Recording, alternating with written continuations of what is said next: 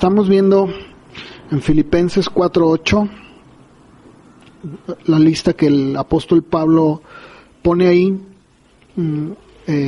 sobre aquellas virtudes que debe de pensar el Hijo de Dios. Es una lista que da ahí Pablo, que dice: por lo demás, hermanos, todo lo que es verdadero, todo lo honesto, todo lo justo, lo puro, lo amable, lo que es de buen nombre, si hay virtud alguna, si algo digno de alabanza, dice: en esto pensad. Y el día de hoy vamos a ver que la siguiente definición, la siguiente virtud, que es honesto.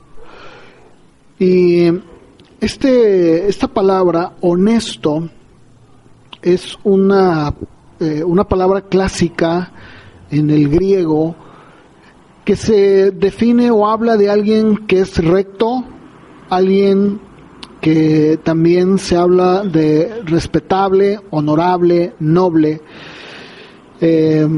Algunos comentaristas bíblicos dicen que esta palabra es difícil de traducir, aunque dice un comentarista bíblico que la palabra en sí describe aquello que está revestido de dignidad, aquello que está revestido de dignidad en la santidad.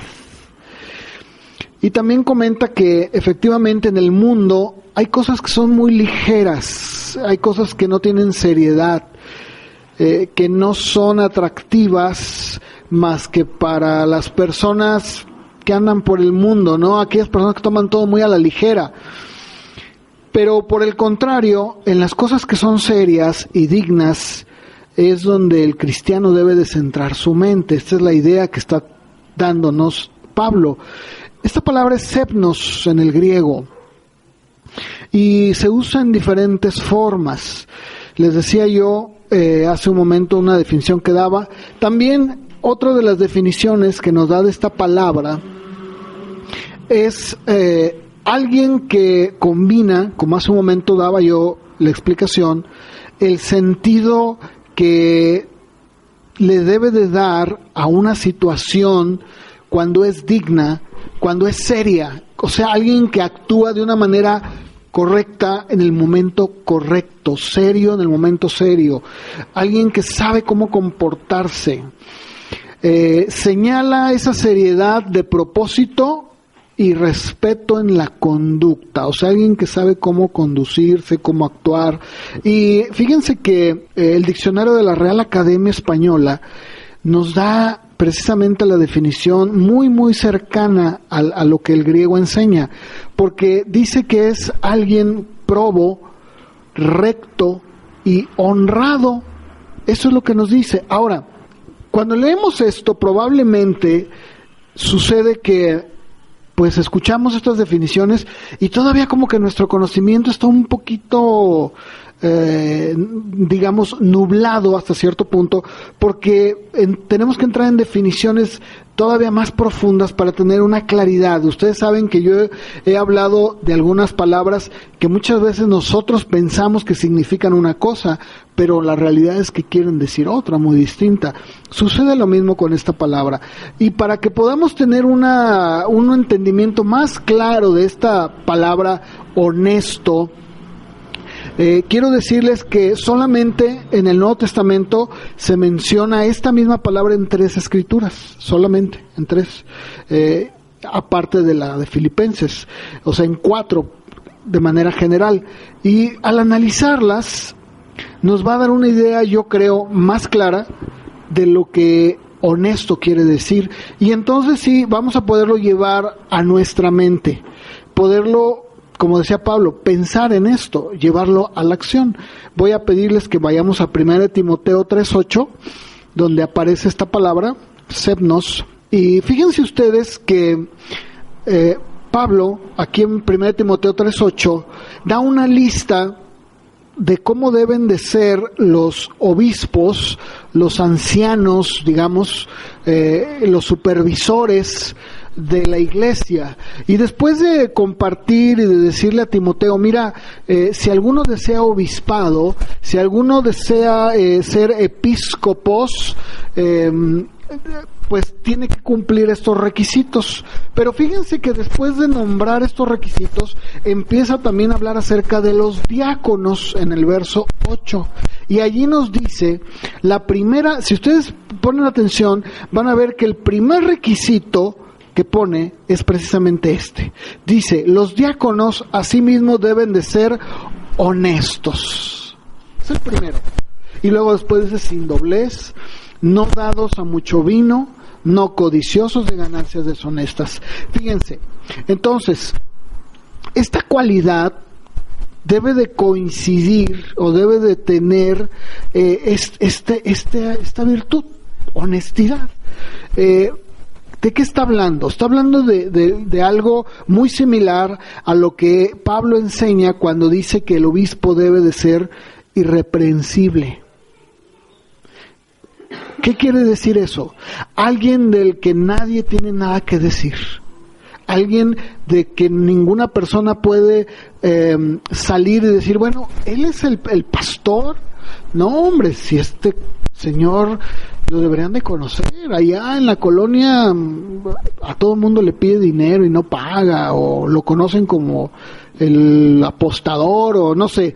Bueno, esta palabra y esto que está hablando Pablo habla precisamente de una persona que debe de tener un carácter intachable.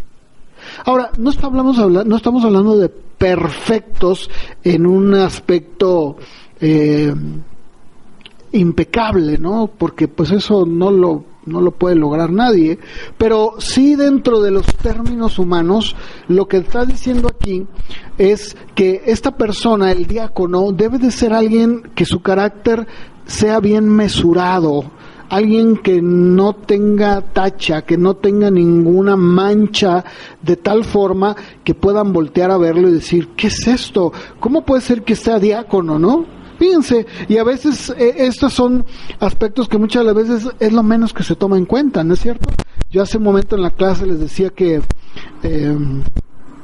hablaba de algunos aspectos muy personales, ¿no? Familiares, y les decía acerca de mi familia, mis papás, y cómo mi papá pertenecía a la junta de la iglesia y tenía un cargo en la iglesia y bueno, pues nada que ver, ¿no? Pero eso sucede, o sea, muchas de las veces se toma solamente el nombramiento sin pensar o sin ir a la escritura y decir, bueno, ¿tiene las características? ¿Tiene los requisitos? ¿Tiene realmente los rasgos que la Biblia enseña? Y fíjense, estamos hablando de un diácono. ¿Qué era un diácono? Alguno de ustedes sabe, me imagino, que era un diácono, un servidor, ¿verdad? De ahí viene la palabra, de servicio, de servir. Y sin embargo, vean ustedes cómo el apóstol Pablo pone en primer lugar, lo primero que pone es honesto. O sea, un carácter intachable. Eso es bien importante. Entonces, fíjense, estamos ya dándonos una idea de lo que el apóstol Pablo nos quiere decir con esta palabra. ¿Qué quiere decir? Pues alguien mesurado, alguien que tiene un carácter intachable. Y luego también, allí mismo, pero en el verso 11, vuelve nuevamente a utilizar esta palabra Pablo, y nuevamente la vuelve a poner en primer lugar. Aquí está dando una referencia a las mujeres. Las mujeres, algunos dicen que está hablando a las mujeres de los diáconos. Otros dicen que está hablando a mujeres que realizaban un servicio similar, o sea, servían dentro de la iglesia. Pero fíjense cómo dice, las mujeres, asimismo, sean, ¿qué? Honestas. Es sebnos, honestas. Ahora, quiero muy rápidamente leer un comentario que habla precisamente de este verso, que pues nos va a dar un poco más la idea de lo que del texto que estamos leyendo. Y dice, parece que había mujeres que estaban comprometidas en el trabajo de beneficencia. O sea, la iglesia primitiva tenía un trabajo de beneficencia muy grande. De hecho, la iglesia primitiva, en sus orígenes, la gran mayoría del servicio que daba tanto económicamente como en todos los demás, estaba muy concentrado en la beneficencia. ¿Por qué? Bueno, porque acordémonos que en el tiempo antiguo era algo muy común encontrar mucha miseria, mucha pobreza, mucho abandono. Incluso en Roma, que era la capital del imperio, estaba leyendo un libro donde decía que incluso los padres podían, si ellos querían, abandonar a sus hijas por el hecho de ser mujeres, las podían abandonar en la calle, como sucede en China. Saben que en China hacen eso, ¿no? Entonces, ¿qué era lo que sucedía? Que muchas personas, de estas personas maliciosas, iban a la calle y juntaban a esas bebés, las alimentaban y las criaban para luego prostituirlas. ¿Se acuerdan que yo di un comentario hace tiempo de esto, no? Incluso uno de los padres de la iglesia decía, hombre, tú que vas a los prostíbulos, probablemente te encuentres a tu misma hija, ¿verdad? Y era cierto, era un reproche muy verdadero. Entonces, mucho del trabajo que la iglesia primitiva hacía era de beneficencia. O sea, se volcaban en ayudar, en proveer, en suplir, en ayudar a la gente. Y luego sigue diciendo, tiene que haber habido obras de amabilidad y de ayuda que solo una mujer podía ofrecer adecuadamente a otra mujer. O sea, estas mujeres estaban dedicadas al servicio de beneficencia para la mujer, porque había cosas que solamente una mujer puede ayudar a la otra mujer. No cabe duda de que en la iglesia primitiva había diaconisas. Tenían el deber, entre muchos otros, de instruir a las mujeres que se convertían y en lo particular de presidir, de dirigir y ayudarlas en su bautismo, que era por inmersión. O sea, esto es un comentario que se tiene y dice, bueno, lo más probable es que estuvieran volcadas en ayudar a la beneficencia, que estuvieran comprometidas con mujeres que llegaban a la iglesia, las ayudaban, las dirigían, les llevaban por todo el proceso hasta el bautismo, donde entraban a las aguas y las mujeres les ayudaban, ¿no? Bueno, y luego sigue diciendo, era necesario advertir a tales mujeres obreras, o sea, era necesario que esas mujeres que estaban ayudando en la iglesia se les hablara acerca del peligro del chismorreo y exhortarlas a que fueran del todo de confianza. Cuando un médico joven se gradúa y antes de empezar su práctica se le toma lo que se le llama el juicio hipocrático. ¿Saben que hacen un juramento, verdad? Bueno, y una parte del cual es el compromiso de no repetir nunca lo que ha oído en la casa de un paciente o acerca de un paciente, aunque lo haya oído en la calle. En la labor de ayudar a los pobres se podía oír fácilmente cosas que causarían un perjuicio tremendo. Así es de que no era ningún problema escribirles a las mujeres que servían sobre este peligro y decirles, ¿verdad? Deben de ser honestas, deben de hacer a un lado el chismorreo. Ahora sigue diciendo este comentario. Es por todo sabido que la vida de una mujer corre más peligro de chismorrear que el de un hombre, porque a el trabajo muchas veces no le permite hacerlo, o sea, se ausenta de la casa. Yo sé que las mujeres van a decir, no, pastor, los hombres sabía que iba a pasar eso. Déjenme continuar, porque esto es un comentario bíblico, no lo escribí yo. Mientras que a la mujer vive tradicionalmente en una esfera más estrecha, y por esa misma razón, pues tiene menos cosas de las que hablar, entonces se dedica a andar buscando a ver qué. Esto aumentaba el peligro de hablar acerca de relaciones personales de las que pueden surgir chismorreos dañinos, ya que se trata de un hombre y de una mujer. El divulgar secretos o repetir cosas que se han dicho en confianza es algo monstruoso para una persona cristiana. Entonces, fíjense, aquí lo que Pablo está diciendo en primer lugar es, miren, las mujeres que sirven deben de ser honestas.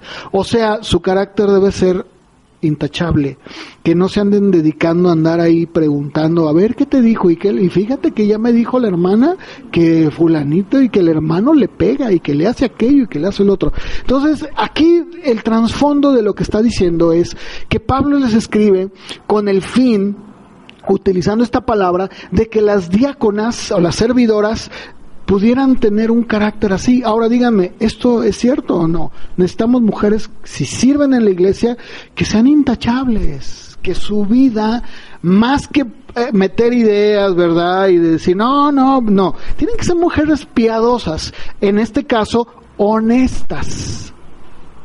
Que su carácter, su persona sea intachable. Yo, créanme que lo he visto y creo que el día de hoy sí es necesario de que haya mujeres dentro de la iglesia que enseñen a otras que van llegando, pero no que les enseñen a hacer cosas malas, sino todo lo contrario, ¿no es cierto?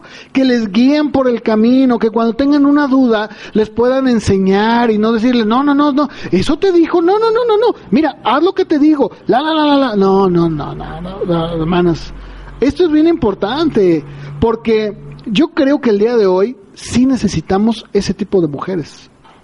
Ahora no nada más mujeres, hombres también, ¿no es cierto? Hombres así, de carácter intachable, ¿verdad, Chava? ¿Estás de acuerdo conmigo?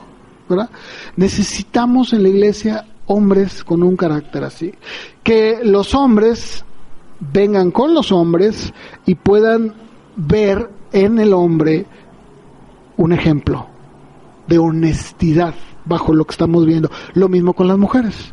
Pero fíjense cómo escribe a los dos. Entonces aquí entran mujeres y hombres. Déjenme seguir con el comentario. Dice, el cristianismo trajo la emancipación de las mujeres. Las liberó de una especie de esclavitud, pero tenía sus peligros. La mujer liberada podía usar mal su libertad que había encontrado.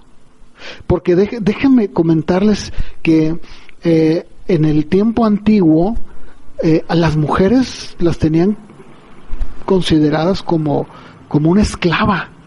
Si hoy la mujer se queja, en el tiempo de Pablo, olvídenlo, o sea, la mujer no servía, y menos los judíos. Estoy hablando de los griegos, pero si hablamos de los judíos, la mujer para el judío servía para tener hijos, para que le sirviera la comida, era un instrumento, era un artículo, ¿no? Un papel que lo usas y lo desechas. Acuérdense que fue tan duro el corazón del judío que el mismo Moisés les tuvo que decir, ok, pues divórciate de ella. ¿Se acuerdan? Que Jesús lo reprochó. ¿Por qué? Porque una mujer podía ser tan tonto, pero una mujer judía que no le servía al marido la cena como quería, le podía dar carta de divorcio. Pero fíjense, el cristianismo trajo ese lugar que la mujer no tenía.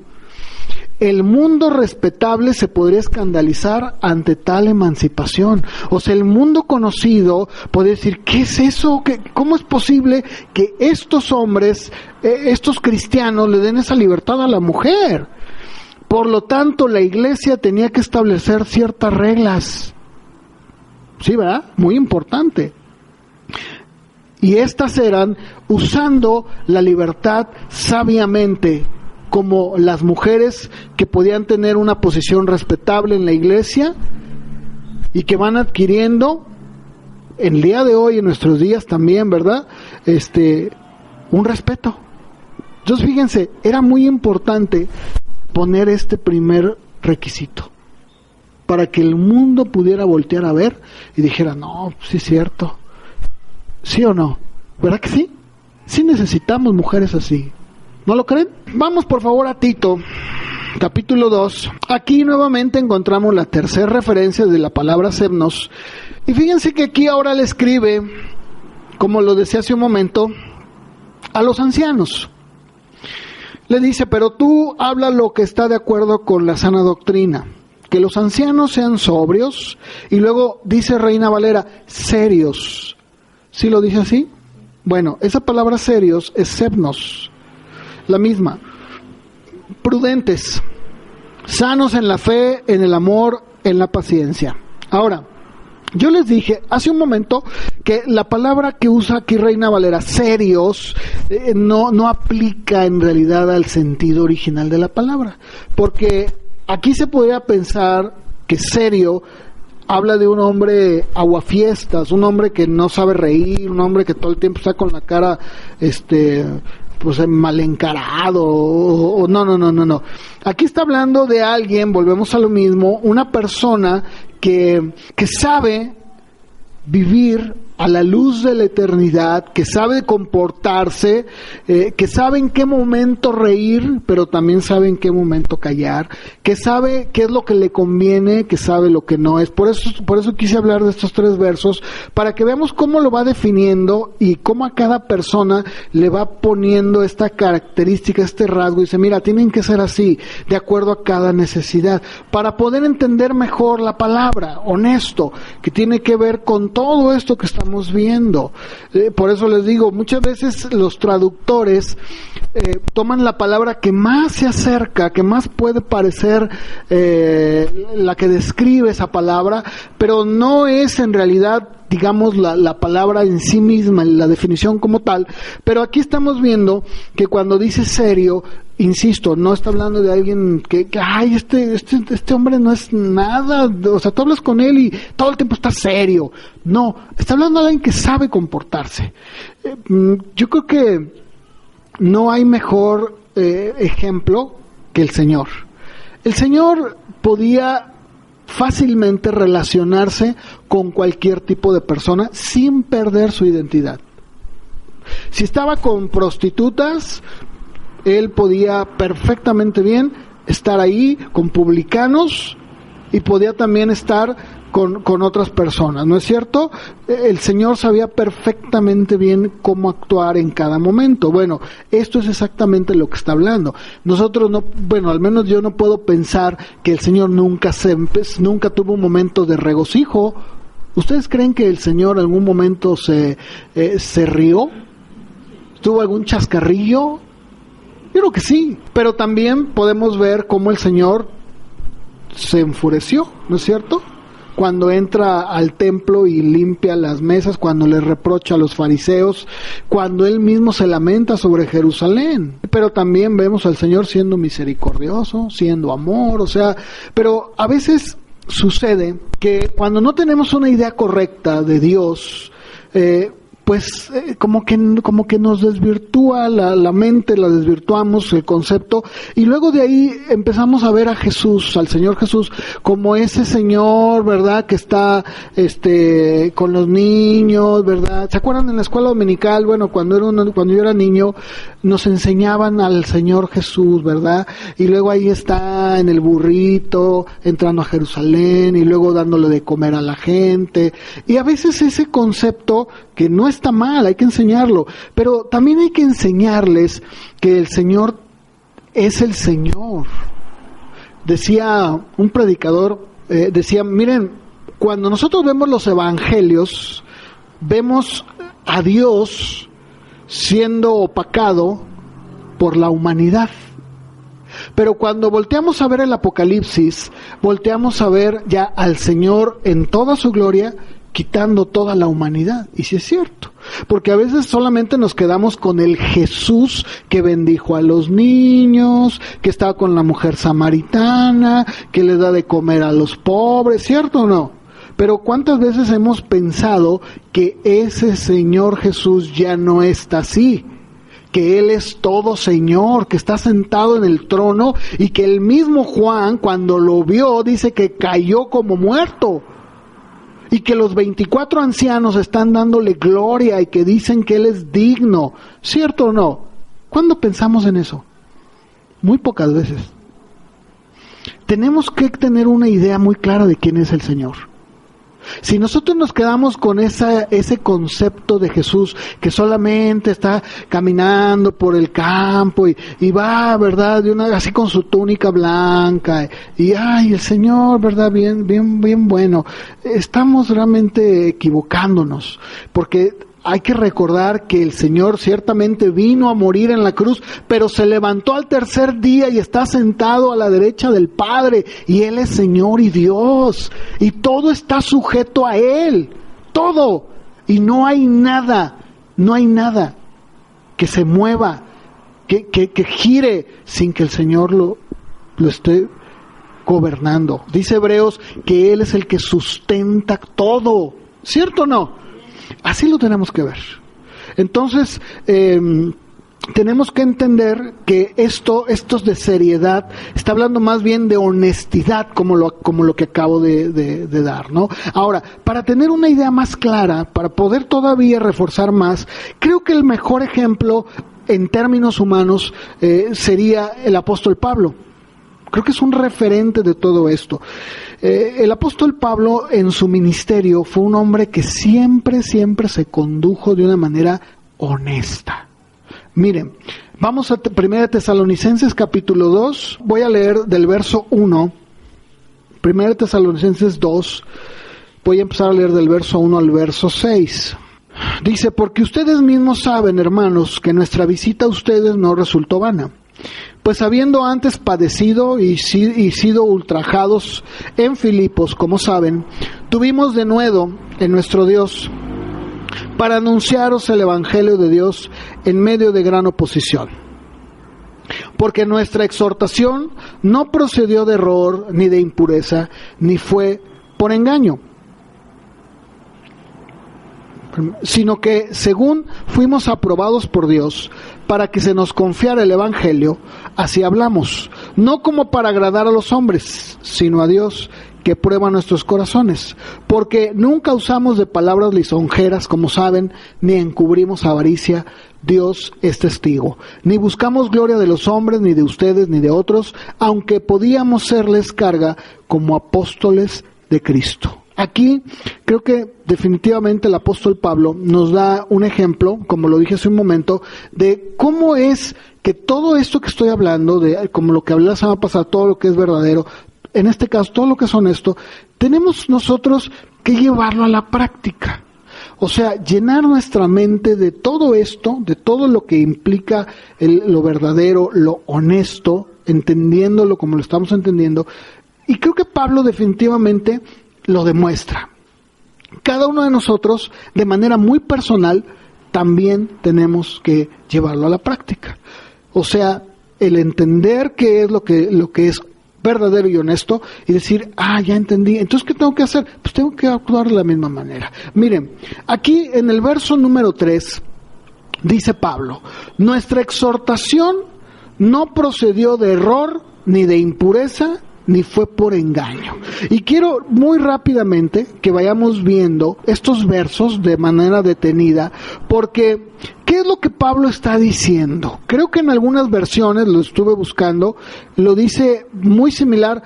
Aquí el apóstol Pablo, parece importante que vayamos siempre a las palabras, de qué habla este error del que estamos hablando. La palabra que usa ahí es plane. De ahí viene la palabra planear, pero no de planeación, sino de un aeroplano, ¿sí? Un aeroplano que va por el aire, ¿no? Surcano, y es bien interesante porque fíjense que esta palabra se usa siempre de errar mentalmente, alguien que está errando mentalmente, de opiniones erróneas en lo moral y en lo religioso.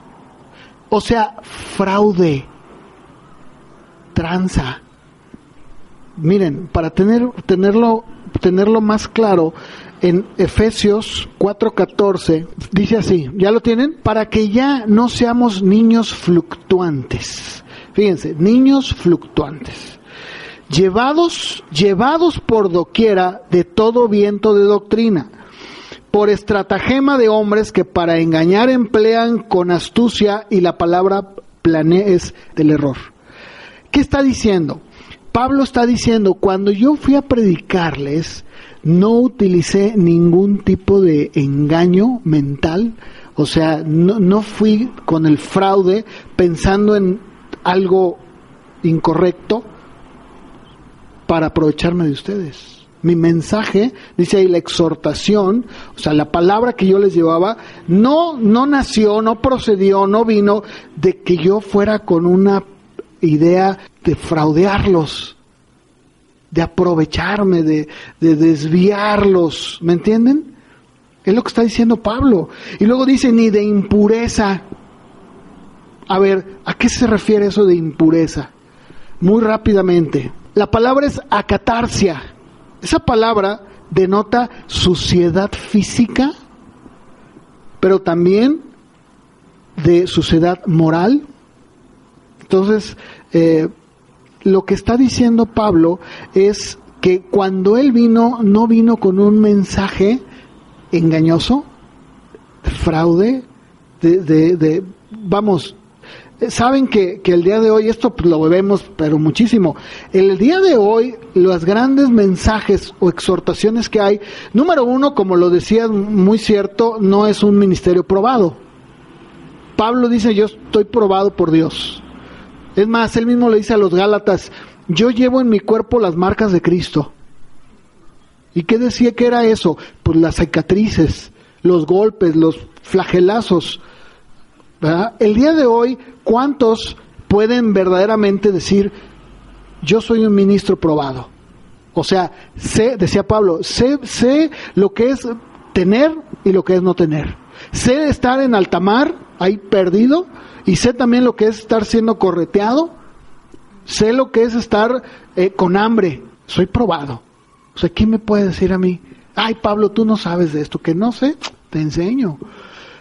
Bueno, y número 2, dice, mi exhortación no fue con esa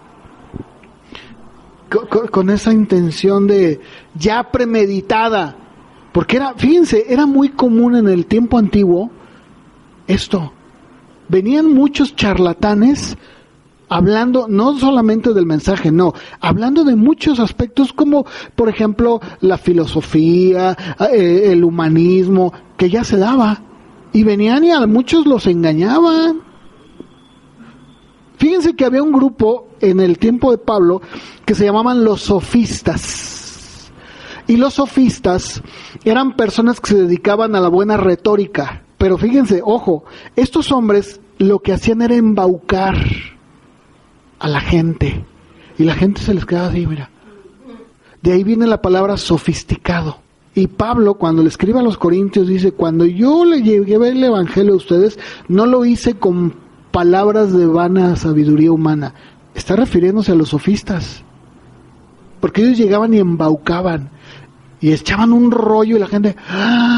¡Ay! Y de eso vivían los sofistas, ¿eh? De eso vivían.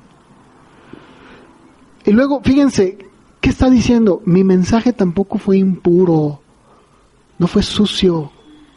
No fue inmoral. Fíjate qué grueso, la verdad.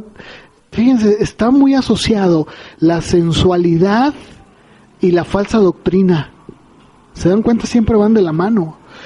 No sé si ustedes se han dado cuenta, pero ¿cuántas veces no hemos visto casos? Y no me refiero a católicos, aquí en la iglesia, no en esta pues, pero dentro de la iglesia, donde hay personas que abusan de la gente dentro de la iglesia, pero no solamente en el error de la predicación, de que embaucan, no, sino que eso también los lleva al abuso sexual. Nada menos ahorita creo que es en Colombia, bueno, por allá, no quiero mentir, decir algo que no es. Me llegó un video que hay una ola de denuncias de un supuesto apóstol de una mega iglesia allá en Sudamérica, que al tipo llevaba, bueno, aparte que es un mentiroso y que a la gente le ha sacado, pero hasta lo que no, resulta que a las jovencitas en la iglesia abusaba de ellas. Entonces pasaron los años y ustedes saben que eso se presta porque dicen, ¿verdad? Llegan las niñas y le dicen a la mamá, mamá, fíjate que el pastor pues me dijo cosas que no. ¿Y qué hace la mamá? ¿Cómo crees, hija? Hasta luego les pegan, ¿verdad? Ándale, no andes hablando del pastor. El pastor es un hombre de Dios, ¿verdad que sí? Pues resulta que no, ¿cuál? No es cierto. Entonces, por ahí se levantó una mujer, pues ya es una mujer ahora, y dijo, a mí ese hombre abusó de mí. Y ándale, que después se levantaron ya 2, 3, 4, 5, 6, que también dijeron, ese hombre abusó de mí también. Pues ya lo andan buscando. ¿Qué tal? O sea, siempre va a estar asociado. ¿Por qué? Porque el error guía la manipulación. ¿Me explico? Entonces llega un momento en que el susodicho o llamado pastor se siente con el poder de decir qué se hace y qué no se hace. ¿Y la gente qué hace? Manipulada. Pues el pastor dice, ¿verdad? Miren, véanlo ustedes. ¿Qué pasa aquí en La Luz del Mundo? ¿Qué hace este señor Joaquín? Que ese tipo es de lo peor. Ese hombre agarra la mujer que se le antoje y hace lo que se le da la gana, ¿no es cierto? Fíjense que conocí, es un abogado que trabajó en la Procuraduría de aquí del Estado, en Ministerios Públicos. Y en una ocasión, platicando yo con él, salió el tema de La Luz del Mundo. Esto es cierto, ¿eh? Y me dijo, mira, ahí en mi despacho, dice, no te miento, él no es cristiano. Y dijo, no te miento, yo tengo un folio del grueso de una sección amarilla, con denuncias de gente que viene a la Procuraduría a levantar denuncias contra ese hombre por abuso sexual. Dice, y ninguna procede, ninguna. Porque dice, este hombre tiene pagado a jueces, a mucha gente. Es cierto, de veras, él me lo dijo a mí. Fíjense cómo está asociado. Ustedes vean, en un lugar donde se predica el error, siempre va a ir asociada la impureza. Véanlo ustedes. Siempre va a haber esto. Si no, ustedes miren, hagan un ejercicio mental y relaciónenlo y digan, ay, sí es cierto. No, nunca me había puesto a pensar, pero donde se practica ese el error, donde hay ese tipo de doctrinas torcidas, siempre va a ir de la mano, siempre, es increíble. Y luego sigue diciendo el apóstol Pablo, ahí en el mismo verso 3. No procedió de error ni de impureza, ni fue por engaño. Dice, no fue por engaño. Aquí la palabra es dolos. ¿Les suena la palabra? Dolo. ¿Qué es el dolo? Cuando alguien hace algo de manera premeditada. Pero esa palabra se traduce como anzuelo, trampa. ¿Han visto cuando ponen un anzuelo, no? Para ir a pescar, atrapar a los peces, ¿verdad? Y les ponen ahí, ¿verdad? Y ahí va el pobre pececito, ¿verdad? Pensando, ¡ay, la comida! ¡Pum! ¿Verdad? O sea, qué tremendo, hermanos. Yo cuando estaba leyendo dije, Dios mío, y esto es bien extenso, porque hay, de referencias hay como no tienen ustedes una idea. ¿Cómo es que esto se genera? Pero Pablo dice, no, yo no lo hice por eso. O sea, mi mensaje, mi exhortación, no lo hice por eso. E incluso algunas traducciones, y el original también, dice que una de las raíces de esta palabra es cebo. O sea, el cebo que tú le pones para que caiga, ¿no? Imagínate, ¿de qué habla esto? De que Pablo era un hombre transparente, ¿verdad? Limpio, que no tenía nada de que le dijera, no, pues vino y primero se portó muy bien con nosotros y luego sacó lo que era, ¿verdad? Verso 4, sino que fuimos aprobados, lo que decía hace un momento Chava, fuimos aprobados por Dios para que se nos confiara el Evangelio. Así hablamos, dice, no como para agradar a los hombres, sino a Dios, que prueba nuestros corazones, porque nunca usamos de palabras lisonjeras, como saben, ni encubrimos avaricia. Dios es testigo. Fíjense, el verso 4 es muy importante dentro del mismo contexto, porque en primer lugar efectivamente dice, nosotros fuimos aprobados, Dios puso su sello y dijo, tú eres el indicado. Eso, no cualquiera, de veras, porque miren, el que una persona pueda estar parándose es porque ha sido probado. Hace un momento leíamos cómo Pablo habla y dice, los diáconos tienen que ser honestos, las esposas, las mujeres tienen que ser honestas, los ancianos tienen que ser honestos. O sea, fíjense cómo estos tres requisitos en cada uno de estos cargos son bien importantes. Y en cada uno de ellos, en los diáconos dice, tienen que ser probados. O sea, tenemos que ver en ellos que verdaderamente lo son. ¿Qué sucede hoy? Hoy es todo lo contrario. Yo les daba el ejemplo de mi familia y les decía que mi padre, era un hombre que muchas veces yo lo vi, o sea, esto es algo que yo lo viví y lo vi, era frecuente que mi papá, teniendo problemas de alcohol, él pertenecía a la junta de la iglesia. ¿Qué está pasando? No, esto es al revés. ¿Me explico? Es al revés. A veces, sucede, ¿no? Pero a veces pareciera como que el repartir cargos es para que la gente se motive. No, hermanos, no, yo no necesito darle cargos a nadie para que se motiven. Ya tienen que venir motivados. Esto pasa. No es que diga todo lo he vivido, no es una mentira, pero sí lo viví. Que muchas de las veces uno decía, mira, a fulanito, pues ahí ponlo de algo para que se motive y no deje de venir. Y le decía, mira, fulanito, tú vas a encargarte de los chicles. Y ya la persona se sentía, voy a vender chicles, ¿no? Y con eso ya supuestamente provocabas a que la persona ya estuviera ahí. No, primeramente debemos nosotros, en el caso de un cargo, tiene que ser probado, porque ahí te va. ¿Por qué mi papá pertenece a la junta de la iglesia? Porque mi papá daba dinero. Sí, ahora mi papá, lo digo de verdad, no porque fuera mi papá, pero mi papá siempre fue muy dador. O sea, no era algo que él decía, doy para tener participación. No, de hecho, tan no fue así que cuando mi papá, fíjense, mi papá, sin ser un hombre realmente nacido de nuevo, mi papá vio que se hicieron muchas tranzas en la iglesia y él las expuso y nos corrieron de la iglesia. Eso fue. Bueno, pero fíjate que hay iglesias en donde la persona que sostiene le dan un cargo, aunque su vida te dé cabeza. No, a mí no me importa si diezma mucho, si es el que contribuye más, a mí no me importa. O sea, tiene que cumplir con estos rasgos, características. Si no los cumple, entonces no es apto. Ahora, fíjense, para no desviarnos, entendamos esto. Pablo está diciendo, debes de pensar en todo lo honesto. Fíjense, ¿qué está diciendo? Pues en todo esto. ¿Cómo debo pensar? Así, como estamos hablando. Y llevarlo a la práctica. Porque resulta que muchas veces decimos, bueno, es que esos requisitos son para el diácono, para el anciano. Pero yo voy a la iglesia y pues sí soy un miembro, pero yo no, eso no. Pablo lo está diciendo aquí en el Filipenses 4:8. Debes de pensar en esto. Y si dice que lo debes de pensar es porque lo debes de llevar a la práctica. ¿Por qué? Porque yo les decía, alguien que en su mente piensa, concibe y tiene estos pensamientos, ¿qué es lo que va a hacer? Llevarlos a la práctica.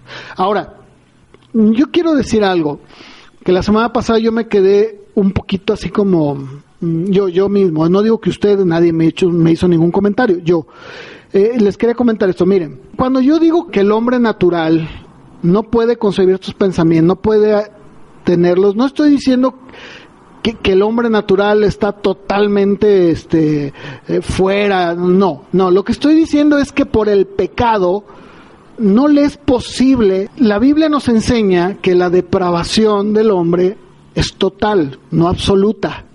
O sea, hay rasgos en el hombre, en el ser humano, de lo que Dios es, me explico, no que sean Dios, porque hay un conocimiento en el hombre de manera nato. O sea, es algo que el hombre entiende. Sin que tú le digas, el hombre dice, no, pues sí, ¿verdad? Como que yo vengo de alguien me hizo. Y hay un conocimiento que es el que tú adquieres con la palabra de Dios. Tú vas, mira, sí es cierto, aquí dice. Bueno, ese conocimiento no lo lleva a salvación, no lo lleva a salvación. Es como lo que dice Pablo en Romanos. La creación, ¿verdad? Habla de Dios. Sí, es cierto.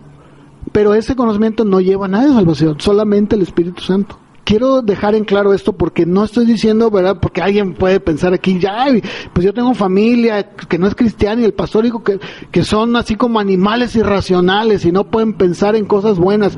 No, sí puede, lo hace, pero no tiene el poder que el Espíritu Santo solamente le da a un hijo de llevarlo a la práctica. ¿Sí me entienden, verdad? Miren, estaba escuchando que algunos empresarios muy ricos de aquí del país han estado dando dinero para que pueda haber, digamos, como por ejemplo, estos programas de TV Azteca, que se llama el suétertón y el juguetón y no sé cuántos de ton, ¿no? Y bueno, hay gente de empresarios que de buen corazón dicen, yo doy para que la persona se les den, ¿no? Que a la Sierra de Chihuahua y todo eso. Bueno, ahí vemos un ejemplo de cómo hay un cierto vestigio de Dios, porque Dios creó al hombre, en que dicen, no, sí quiero hacer las cosas bien, honestas, verdadero. Pero fíjense cómo son las cosas. Ese mismo empresario le roba Hacienda. A sus empleados no les da lo justo. ¿Se dan cuenta? A eso me refiero. Ustedes pueden pensar, véanlo, analícenlo. De ahí, de este pensamiento se deriva el positivismo. Pero acuérdense que el positivismo y el humanismo no tienen poder alguno. A ver, ¿cuántas veces a la gente, por la televisión y por medios impresos, le dicen, no, tú si vas a la tienda y te dan mal el cambio, regrésalo? Pero dígame, ¿cuántos en la práctica lo hacen? No, y déjame eso, son los primeros promotores. Sí, miren, ¿qué pasan en las novelas? Infidelidad, elitismo. Porque ustedes vean las novelas, ¿qué casas? Digo, vean ustedes todo lo que promueven. Por un lado, efectivamente te están mandando un mensaje, pero por el otro lado, ¿qué te están diciendo? A veces hay casos en los que uno no lo aprecia, no lo ve tanto, porque pues la verdad, hermanos, digo, el mundo es mundo. A mí no me extraña. Mientras esté el pecado en su vida, no va a ser más que un buen eslogan. Volviendo al texto, dice aquí Pablo algo muy importante que yo les decía, de ahí partió todo, a los que están conmigo en la mañana. Así hablamos, no para agradar a los hombres. Pablo era una persona, un líder, que cuando hablaba como, no para agradar a los hombres. ¿Se acuerdan que vimos eso en la mañana? Les decía, debe de haber un mensaje de verdad. Pablo no era como el día de hoy, muchos que se paran en un púlpito para agradar a los hombres. Les dicen lo que quieren oír, les dicen palabras bonitas, usan mensajes positivistas con el único fin de que la gente se sienta bien. Pablo dice, no, yo nunca hice eso. Cuando yo estuve entre ustedes, cuando yo les compartí el evangelio, nunca lo hice para agradar a los hombres, sino a Dios. Eso es muy importante. Dice, porque Él es el que prueba nuestros corazones. Efectivamente, Él es el que está viendo las intenciones, Él sabe la verdad. Y luego dice en el verso 5, nunca usamos de palabras lisonjeras. A ver, ¿qué está diciendo ahí Pablo? ¿A qué se refiere cuando dice nunca usamos palabras lisonjeras? Aquí es algo bien interesante porque la palabra que usa aquí, que es adular o lisonja, no solamente se usa en un esfuerzo de agradar, sino con motivos interesados. O sea, yo te digo lo que tú quieres oír, ¿con qué fin? Entonces volvemos a lo mismo. Muchas de las veces dicen, no, porque si le digo, híjole, se nos viene abajo todo, ¿no? ¿Me explico? O sea, dice Pablo, no, yo nunca lo hice con el fin de agradarlos para poder tener un interés. Pablo decía, ¿verdad? Sé cómo conducirme, entonces no necesito. Finalmente el que me provee es Dios. El que me da es Dios. Fíjense que hay una iglesia aquí en Guadalajara, es bien triste, pero no creo que no es la única, pues iba a decir no es la única, en donde llegó una familia que tiene mucho dinero, y ellos llegaron e inmediatamente el pastor los puso ahí, les dio un cargo, y ellos son los que gobiernan la iglesia. ¿Por qué? Porque fíjense, le dijeron al pastor, nosotros queremos a usted pagarle la renta. Consiga una buena casa digna de un pastor. Digo, también qué falta de ética del pastor, ¿no? Pero bueno, yo no conozco la casa, pero los que la conocen dicen que es una casa muy bonita. Entonces ellos le pagan la renta, le dan un buen sueldo. ¿Y qué hace el pastor? Yo no oigo nada. Muchos de la iglesia ya se fueron, porque no están de acuerdo con lo que... Es más, dicen, este tipo es un neófito. Habla puras tonterías. Cuando lo pasan a predicar, no sabe predicar. Y han ido con el pastor, no, bueno, No, sí fue claro, lo que pasa es que ustedes no entienden. Y ya de plano mejor se subió un domingo y le dijo, el que no le guste, la puerta está muy ancha, que se vayan. Pues muchos se fueron. Él prefiere eso. Pablo dice, yo jamás voy a hacer eso, jamás fui con ustedes para hablarles palabras lisonjeras para conseguir algo. No, hombre, dice, Dios prueba corazones, sabe. Dice, ni encubrimos avaricia. Otra vez el dinerito por delante. Y dice, Dios es testigo. Y verso 6, ni buscamos gloria de los hombres ni de ustedes. Si yo nunca busqué gloria de los hombres ni de ustedes tampoco. Ay, ahí viene Pablo. Ay, hermanos, ahí viene el apóstol Pablo, ¿verdad? Ni de otros. Aunque podíamos ser carga como apóstoles de Cristo. Porque él tenía un derecho, ¿no tenía un derecho? Dice en Corintios, yo sembré lo espiritual, ¿no tengo el derecho de también recoger lo material en ustedes? Pero sin embargo nunca usé ese derecho, nunca. Eso es exactamente lo que esta palabra honestidad, honesto habla. Alguien que, mira, está medido, está centrado, no anda ahí dejándose mover, su carácter es intachable. Digo, humanamente hablando, ¿no? Digo, también no vamos a hablar, como decía yo, de una perfección impecable, no hay. Pero creo que con estos versos queda muy claro, junto con los que acabo de leer, de qué es lo que el apóstol Pablo nos está diciendo. Creo que sí, ¿no? Sí quedó claro, ¿no? ¿Verdad? Entonces dice todo lo honesto que cabe dentro de este contexto, en esto piensen, háganlo. Así que hermanos, hagámoslo, llenemos nuestra mente de todo lo honesto. ¿Qué es todo lo honesto? Ya lo hablé. Todo lo que cabe dentro de lo honesto, de este parámetro que hablé, llena tu mente de eso y dile, Señor, en eso debo pensar. En eso debo pensar. Y la semana que entra voy a hablar de todo lo justo. Eso está muy interesante también. Entonces, espero que en todos estos domingos pues el Señor le hable a más de uno de ustedes y que lo llevemos a la práctica. ¿Me explico? Llevemos a la práctica. ¿Están de acuerdo, hermanos? ¿Todo bien? Pónganse de pie, por favor, vamos a orar. Amén. Señor, te damos gracias, Señor, por tu palabra. Padre, estamos seguros, ciertos de que estamos en un mundo que día con día se esfuerza más por influenciar nuestro mundo. Pero, Señor, también estamos seguros, sabemos que tú nos has dado todas las herramientas para que nosotros podamos brillar, dice Pablo en Filipenses también, como lumbreras, como estrellas en el firmamento. Decía el Señor Jesús, para que vean sus buenas obras y glorifiquen al Padre. Señor, ayúdanos a que podamos cada uno llevar a la práctica todo esto, Señor, en nuestra mente, llenarla de todo lo verdadero, todo lo honesto.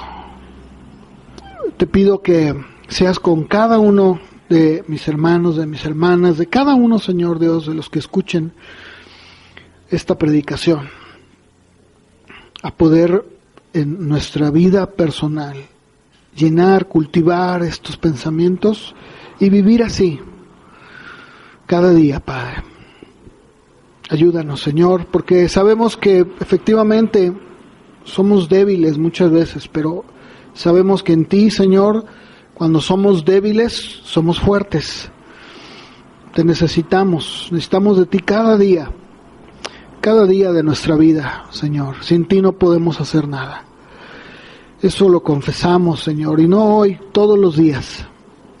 Gracias te doy por mis hermanos. Ayúdales a cada uno en su vida, en su trabajo, en la esfera donde se mueven, a poder llenar su mente de todos estos pensamientos, Señor. En el nombre de Jesús te damos gracias, Señor. Amén.